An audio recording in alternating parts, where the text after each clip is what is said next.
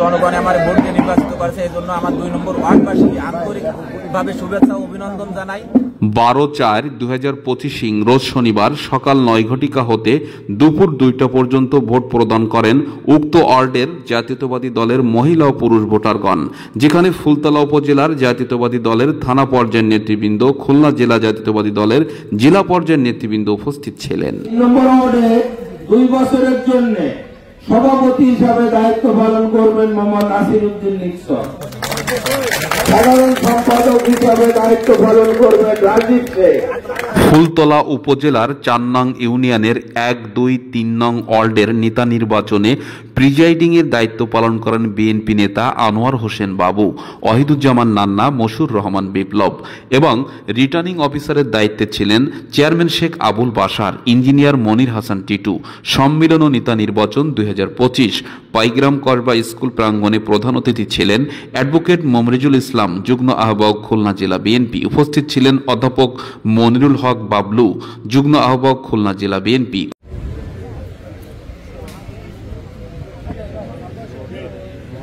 নেতা নির্বাচন সম্মেলনের উদ্বোধক চেয়ারম্যান শেখ আবুল বাশার, আহ্বায়ক ফুলতলা উপজেলা বিএনপি, সঞ্চালনায় আনিসুর রহমান পলাশ, সদস্য সচিব ফুলতলা ইউনিয়ন বিএনপি। সভাপতিত্ব করেন master Mohammad Shahidul Islam, Phultala union BNP.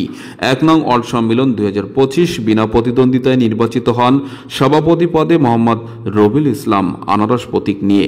সাধারণ সম্পাদক পদে নেতা নির্বাচিত হন মোহাম্মদ জাকির গাজী, ঘোড়া প্রতীক নিয়ে।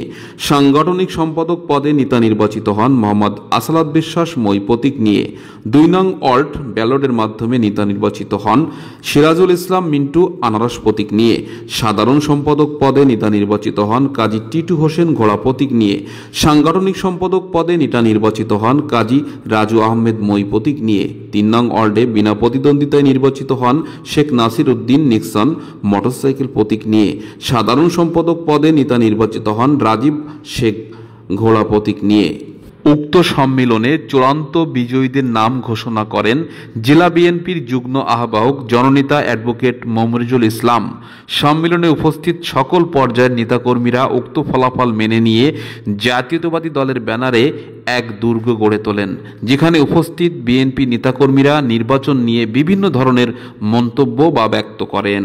ফুলতলা উপজেলার তিনটি ইউনিয়নের 9টি করে একটি ইউনিয়নের 9টি করে ওয়ার্ড, 3 নং 27টি ওয়ার্ড, আজকে 3টে হয়ে গেল, আর বাকিগুলো আমাদের এপ্রিলের মধ্যেই শেষ হবে ইনশাআল্লাহ। গণতান্ত্রিক উপায়ে আমরা বিএনপি ওয়ার্ড কমিটি দিয়ে চাই। আমরা 17 বছর, আপনারা জানেন, ফ্যাসিবাদী দোসর শেখ হাসিনার জন্য আমরা এলাকায় থাকতে পারিনি, বাড়ি ঘরে থাকতে পারিনি, ব্যবসা প্রতিষ্ঠান করতে পারিনি।